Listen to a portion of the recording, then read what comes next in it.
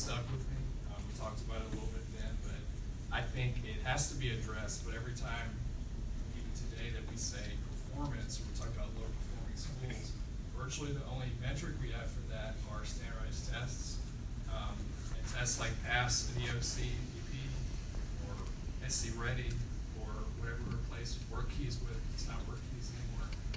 Even if they are well written, they're really limited in what they can tell us about schools and teachers, and they're not designed to do that. They're designed to assess limited content knowledge on that particular day.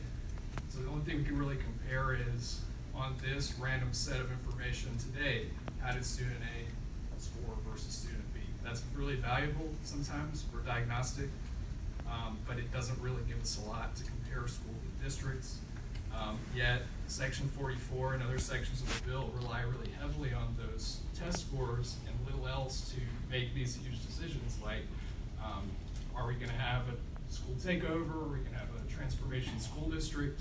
Are we declare a student chronologically underperforming or in a state of emergency?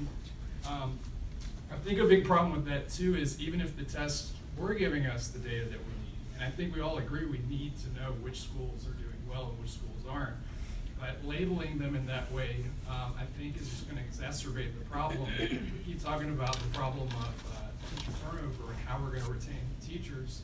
The fact is, when we have high stakes accountability systems and we say that a school is failing or close to failing, we're going to come in and take over the school district and fire everybody. Who wants to work in that district? Those are the districts where we're already having problems getting teachers to go there. We definitely need oversight of districts, but I don't think that's the way to do it.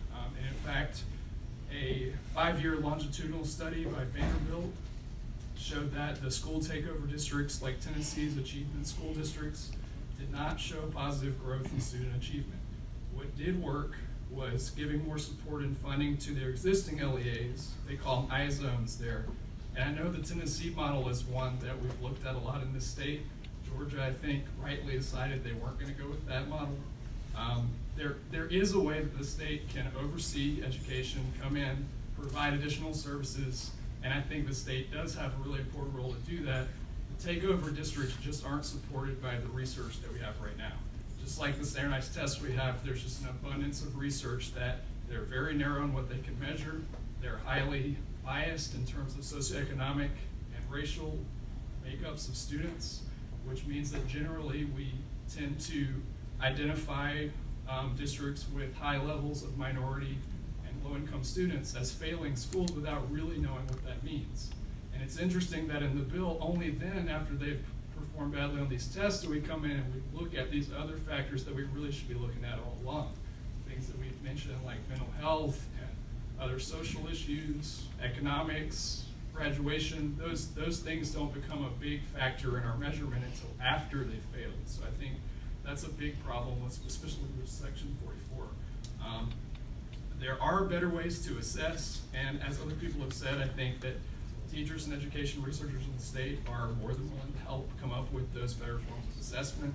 I think we'd love to see things like portfolios and performance assessments that have a lot more research backing in terms of how well they actually measure what students know. And I think those are much more authentic in terms of the things we've been talking about, like career readiness. I don't think we can measure career readiness. If a student wants to go work for Boeing and they made a good score on PASS, I don't think that really has a big correlation, whereas a performance assessment that measures actual skills or a portfolio, something that teachers can use as a diagnostic tool, also is going to help our students a lot more. I would love to also see SC become one of those 7 states that applies for a flexibility waiver under ESSA, something I don't think we've done. We've thought about it, and I would strongly encourage us to consider doing that, because we could be a state that came up with a better way of measuring assessment that actually tells us the things that we do know. We all want to fix the schools, but we're not going to be able to do that if we keep basing that on faulty data. Thanks. Thank you. Let me ask, I'm not picking on you at all, but I just want to ask the rest of the audience or the speakers, if the subject matter has been covered, if it's been adequately covered by